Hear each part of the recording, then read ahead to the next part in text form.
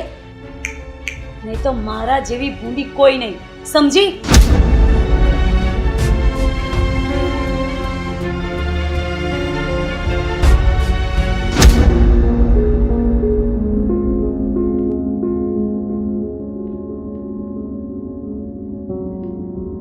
કેમ આજે ઢીલી ઢીલી લાગે છે? શું થયું?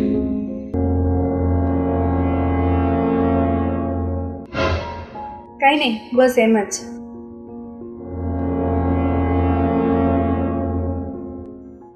તારી તબિયત બરાબર ના હોય તો ચાલ દવાખાને લઈ જાઓ.